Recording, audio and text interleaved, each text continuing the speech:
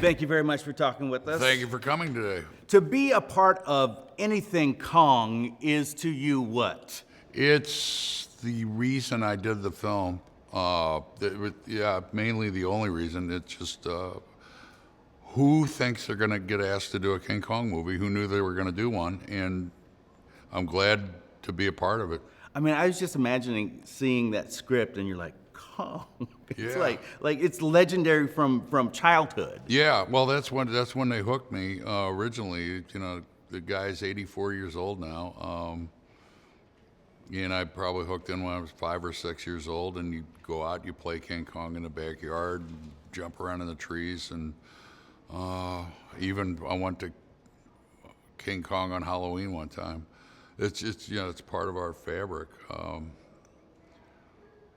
and they love him. Talk to me about your character and what is motivating him in this film. He was in the Navy in World War II, and his ship was sunk by an unidentified creature. He saw it. He knows what he saw, and it scarred him enough that he's obsessed with finding one of these creatures for the rest of his life.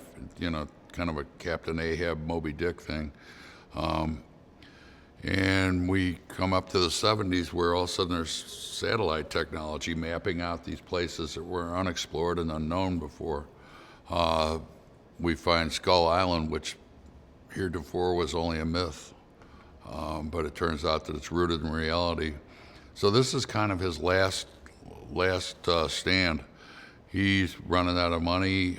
People that will even put up with him anymore. He's just become such an annoyance. And he's got this thing he has to do. And I think it's basically to prove to himself that he's not nuts. And turns out he's not nuts. No, he's not, but he wishes he was. Right, absolutely. Yeah. Physically, like, what was this guy, like for you guys? I mean, are you running and jumping and all of that throughout all of the world? Yeah, me not so much, as the Army guys and Bree had a lot of jumping around to do. Yeah, it wasn't so bad for me. Do you think there is a kind of bigger message behind Kong Skull Island? Oh, sure. You know, maybe we shouldn't go in blindly and upset the balance of things that we don't understand. You know, treat the earth as it deserves to be treated with respect. And,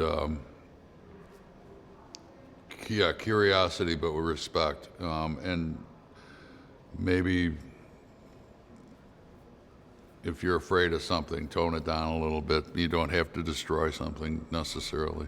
Now, not only do you get to be a part of a Kong legacy, but you really kind of get to travel around the world, don't you, with this film? Yeah, we were away from home from September to this time last year. Yeah. And, you know, the places are so far flung that you can't really commute back home very easily. So we learned to rely on each other a great deal. We were out on locations away from what we call a base camp or Trailerville or whatever.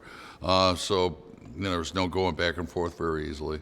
So we, you know, relied on each other to crack each other up and keep our spirits up. It's a pretty good cracking up team, though. Like, Yeah. your crew is pretty solid. Yeah. I was really interested in the fact that Skull Island had been discovered, and then I started thinking about today, like, are there places out there still that we don't know about? I'm not going to say no, but I think it's we've pretty well covered and destroyed everything we've ever run into. There might be stuff in caves and under the ocean, I'm sure. And who knows what's going to happen once the tundra melts in Siberia and northern Canada. Yeah, who knows what's under there, and I don't think it's going to be anything good.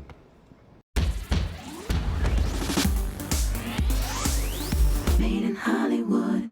Hey guys, thank you for watching this video. Don't forget to subscribe to our channel, Made in Hollywood TV. Let us know what you think in the comment section below. And for the next awesome video, click right here.